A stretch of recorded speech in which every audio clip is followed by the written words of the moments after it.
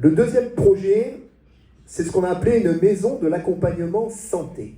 Il serait en 3 phases dans le temps. Il s'agit d'accompagner pour mieux soigner. Donc la maison de l'accompagnement santé, comme on l'a baptisé, mais bon, ça peut changer de nom, serait un lieu dédié aux malades et à leurs proches, quelle que soit leur pathologie et quel que soit leur âge aussi. Donc pour tous ces types de maladies, cancer, maladies neurologiques, Alzheimer, handicap lourd également, de naissance ou suite à des accidents, qui touchent les enfants, les adolescents, les adultes, mais aussi les aidants. Souvent les aidants finissent par partir avant les malades parce qu'ils se donnent tellement à fond qu'ils s'épuisent et qu'ils s'usent. Et donc c'est très important d'aider les aidants aussi et de les suivre. On peut très bien soigner et très mal accompagner. Donc cette maison serait là pour corriger ce défaut. Donc comme je vous l'ai dit, ce projet serait phasé. Étape numéro 1, qui pourrait se mettre en place dès 2026, ce serait d'accompagner, de mettre en place une structure pour accompagner d'un point de vue administratif les malades et leurs familles et leurs aidants, coordonner les soins, leur assurer un soutien psychologique et aider les aidants. Ça, c'est la première étape. Et donc, vous l'avez bien compris, ce serait un endroit, un lieu d'écoute, hein, un lieu d'entraide. Donc vous avez à l'écran là toutes les objectifs pointés de ce que serait ce premier temps, qui serait rapidement mis en œuvre. Parce que quand on vous annonce un cancer ou une maladie lourde, déjà vous prenez sur le coin de la figure, ça vous fait drôle, et souvent vous êtes seul. Vous êtes seul avec votre famille qui elle-même en prend un coup au moral. Et puis après, il faut vous débrouiller. Il faut faire de la paperasse, il faut vous déplacer pour aller faire vos soins en taxi médicalisé, il faut aller à Marseille, à Aix-en-Provence, ailleurs, ou même ne serait-ce qu'à Martigues. Mais enfin bon, on a beaucoup de choses à encaisser d'un coup. Et donc, si vous avez un endroit pacifié, où vous allez avoir de l'écoute, où on va vous aider concrètement, que ce soit d'un point de vue administratif ou de suivi, ou logistique, eh bien c'est un bon point. Donc ça, ce serait la première étape. La deuxième étape, un peu plus loin dans le temps, ce serait, toujours dans le cadre de cette maison de l'accompagnement, de mettre en place, en lien avec toujours pareil, c'est un sujet qui est très encadré, bien évidemment, par l'ARS entre autres et d'autres, et l'État, et les professionnels de la santé, un centre de chimiothérapie ambulatoire. Ça veut dire par là que quand vous avez par exemple malheureusement un cancer, eh bien vous devez aller faire des soins, des séances de chimio à Marseille, à Paoli-Calmette ou ailleurs. Et donc vous devez vous êtes fatigué, vous n'avez pas le moral forcément, et vous devez vous faire transporter régulièrement, je ne sais pas combien de fois par semaine, suivant les protocoles qui vous ont été attribués, et donc ça vous fatigue, vous avez des déplacements, etc. Donc pourquoi ne pas mettre en place, ici sur Fos, un centre, évidemment, encore une fois, suivi, on ne fait pas n'importe quoi, mais pour permettre aux gens de suivre leur chimiothérapie en local et d'éviter tous ces soucis de logistique, de déplacement et toute cette fatigue qui va avec. Et enfin, à plus long terme, ce serait de préparer l'avenir avec les études, la préparation d'un dossier concernant la réalisation d'un centre de radiothérapie. Donc c'est toujours les mêmes cibles, on cible le cancer, non plus par des soins chimio, mais des soins radiologiques. Donc là, on est bien conscient que là on part dans des choses beaucoup plus complexes et beaucoup plus réglementées, qui nécessitent, à titre d'exemple, par exemple, des bâtiments blindés, des autorisations et beaucoup d'argent, parce que c'est pas évident. Mais si on n'entame jamais ce type de dossier, s'il n'y a pas de volonté politique forte, si personne ne se penche sur le sujet, eh bien ça n'arrivera jamais. Donc à un moment donné, on est sur un territoire, c'est pour ça que je l'ai encadré en rouge.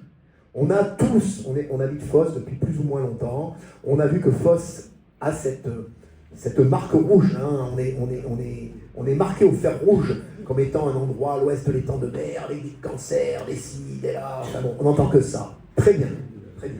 les études, on y croit, on n'y croit pas, moi j'ai pas tous les chiffres, je sais pas, je suis pas un épidémiologiste de profession, peu importe, moi je suis pas là pour ça. Je suis là pour constater que ma mère est morte de cancer, mon père d'Alzheimer a eu Alzheimer à 49 ans, autour de nous je sais qu'il y a des gens qui sont malades, donc à un moment donné, je ne peux pas savoir d'où ça vient, pourquoi, comment, j'ai pas la boule de cristal, j'ai pas le pouvoir pour le déterminer. Par contre, si demain on est en responsabilité dans cette ville, il faut qu'on mette en place des choses. Alors je vous l'ai dit, phasé, premier projet on l'a exposé, et un deuxième projet phasé en 3 temps. Et donc ce troisième temps, même s'il n'est pas atteignable à court terme, il faut qu'on mette le train sur les rails pour peut-être espérer un jour y avoir droit. Pourquoi je dis y avoir droit? Parce que je voulais entourer en rouge cette phrase, et elle figurera dans le programme écrit qu'on va distribuer aux Phocéens. Quand un territoire contribue autant à l'économie nationale et en subit les conséquences sanitaires, il est juste et équitable qu'il bénéficie d'une attention toute particulière en matière de soins. Ça, il me semble que c'était qu'une question de justice. On ne va pas s'attarder à contredire les statistiques épidémiologiques, etc. On est conscient de ça. Qu'est-ce qu'on fait? Eh bien, nous, on a choisi ces projets que je vous ai exposés ce soir, et ce phasage pour ce deuxième projet, y compris aller vers des demandes pour un centre de radiothérapie à terme. Alors oui, c'est un programme municipal, oui, ça peut paraître énorme pour la ville de Fos, mais si on le porte, nous, politiquement, pour Fos, évidemment, ce type de projet sera utile pour Martigues, pour Istres, pour Miramas. Allez, soyons larges, pour les villes de l'ouest de l'étang de Berre. D'accord? Et l'ouest de l'étang de Berre, c'est quand même connu pour ne pas être le bon air des Alpes. On a quand même, que ce soit à Berre ou ici à Fos, des industries lourdes. Et il me semble que si demain, l'État, les autorités sanitaires, etc., ont pour ambition ou un budget pour mettre un centre de ce type quelque part, je pense qu'on ne devrait pas être les derniers dans la pile des dossiers à satisfaire. Ce que je voulais vous dire en synthèse finale, c'est ce que vous avez entendu, ce que je viens de vous dire ce soir, montre que ce projet de santé repose sur des besoins réels, bien évidemment, ça on en a tous conscience, sur des solutions existantes et des personnes solides. Un centre médical pour soigner, une maison d'accompagnement pour soutenir, 2 projets distincts qui pourraient être regroupés. On pourrait faire l'ensemble de ce double projet dans un même endroit, parce qu'ils sont complémentaires et parce que ça permettrait aux gens d'avoir une praticité d'accès à tout ça, et donc permettre l'amélioration et la synergie aussi des professionnels qui évoluent dans ce type de centre, au bénéfice des professionnels qui y travaillent, mais aussi et surtout des patients qui les fréquentent malheureusement. Donc on va donner la parole à Amandine de Cavata. Alors Amandine, elle est là à double titre. Merci beaucoup Amandine d'avoir accepté d'être parmi nous ce soir. Alors Amandine est phocéenne, elle habite Fos, elle est infirmière libérale et elle est aussi maman. Donc je vais la laisser s'exprimer là-dessus. Amandine, encore merci d'être là ce soir. Je rejoins Philippe sur le fait, sur la diminution du nombre de médecins du coup à Fos, et ça va encore diminuer dans l'année. Donc on va perdre certainement 2 docteurs. Donc en fait, nous, par rapport à ça, les conséquences, c'est que par rapport aux malades, il y a un délai qui est augmenté au niveau des consultations pour avoir le médecin. Pour le renouvellement des médicaments, on est souvent en train d'appeler le docteur nous-mêmes, parce que souvent il n'y a pas de secrétaire aussi. Et du coup, c'est nous qui faisons le lien entre la famille, le malade et le docteur. Et tout le temps, demander les ordonnances, renouvellement, les ordonnances pour les soins infirmiers,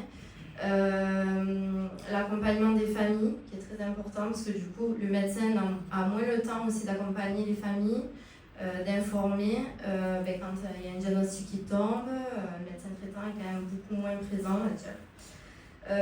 Moins de visites à domicile, du coup aussi. Donc pour les patients qui sont alités, voire qui peuvent pas se déplacer, souvent c'est la famille qui se déplace pour le patient, du coup chez le médecin.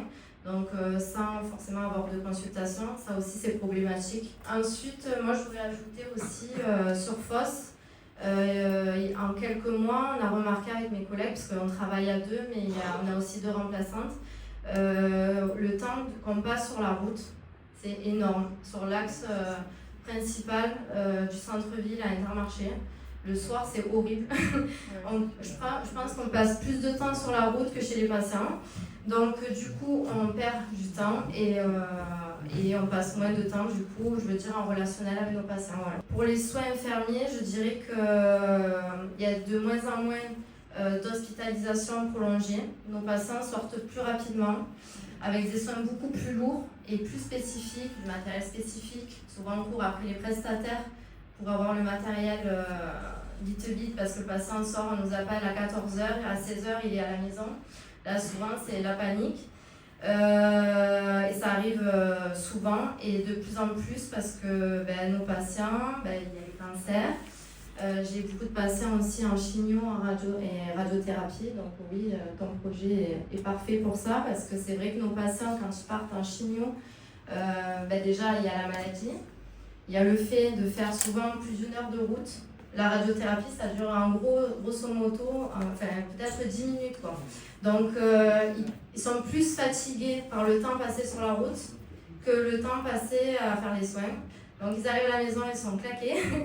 Mais parce que, voilà, c'est le temps de trajet et c'est souvent la radiothérapie, c'est tous les jours, voire 3 fois par semaine. Et la chimio, 1 fois par semaine pendant des mois.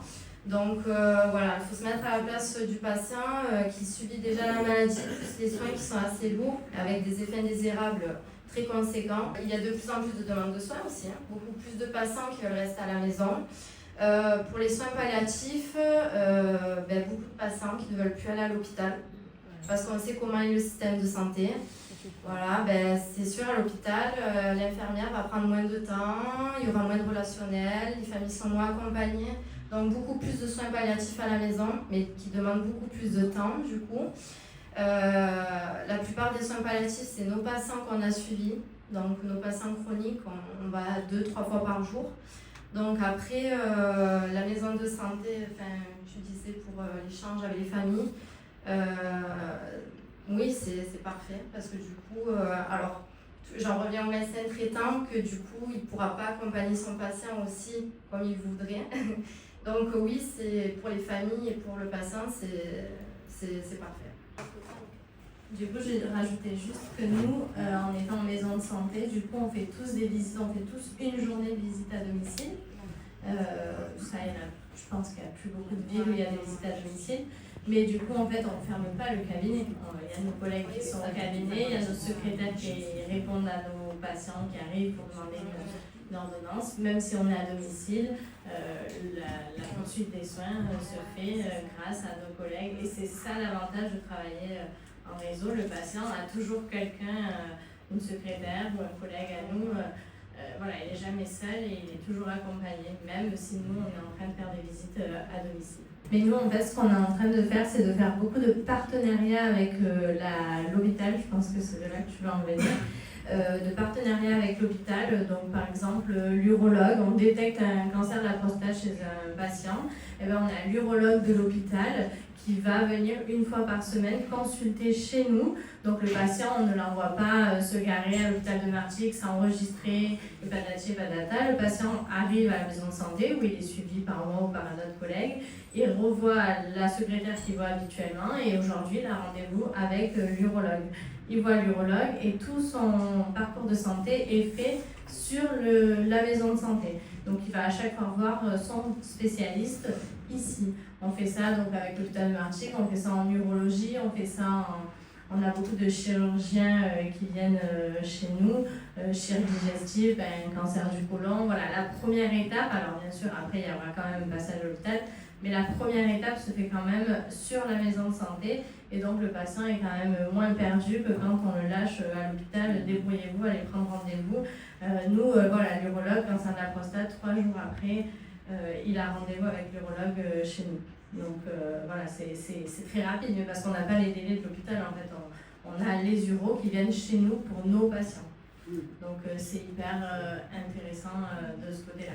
Et après, on développe des projets bon, ça c'est un autre projet, mais sur l'interruption volontaire de grossesse, par exemple, bon, c'est moi qui fais ce projet en ce moment, mais plutôt que notre patiente, malheureusement, elle ne veut pas garder sa grossesse, c'est pas facile, hein, c'est pas quelque chose de facile à dire ou à faire. Elle vient voir son propre médecin généraliste, elle lui explique la situation, et nous, on est amené, on a un appareil d'écho, on est amené à donner les médicaments, à faire tout ce qu'il faut sur la maison de santé, et cette patiente n'est pas un numéro à l'hôpital qu'on met dans un service de gynécologie, assise à côté d'une maman qui est enceinte de 8 mois, alors qu'elle ne veut pas garder sa grossesse. Enfin, c'est aberrant, mais ça se passe comme ça à l'hôpital. Et donc, du coup, dans cette maison de santé, on fait des projets comme ça. On a le projet soins palliatifs, on a une médecin qui s'est formée en soins palliatifs, et donc on a un patient qui passe malheureusement en soins palliatifs. On a on déclenche en fait un soin palliatif, et donc la patiente n'est pas un numéro, la patiente est suivie, tous les jours elle est appelée par notre coordinatrice, la famille est appelée, on a 3 psychologues sur place. Voilà, il y a vraiment beaucoup de choses, on passerait la soirée à vous expliquer tout ce qu'on fait dans notre maison de santé, mais il y a vraiment beaucoup de choses qui peuvent être faites en réseau pour le patient et pour que le patient soit pris en charge dans sa globalité. Et pas je vais voir mon médecin à Martigues, je vais voir mon spécialiste à l'hôpital, je galère à appeler des infirmiers. Non, on a tout sur place et on essaye en tout cas d'apporter au maximum. Et ça, le médecin généraliste, la population grandit, ne croyez pas qu'on travaille moins, parce que mes parents vous le diront, je travaille beaucoup, mais la population grandit et on ne peut pas tout gérer. On a besoin de notre coordinatrice, on a besoin de notre secrétaire pour qu'elle prenne les rendez-vous. Nous, décrocher le téléphone pour prendre le rendez-vous, on n'a plus le temps et on est obligé de voir les patients, quoi. Donc du coup, on a besoin de travailler en réseau et d'être aidé par les paramédicaux, les infirmiers, tout ce qui est paramédicaux, on en a besoin au quotidien. Encore merci Pauline et merci Amandine. Oui, vous pouvez les applaudir.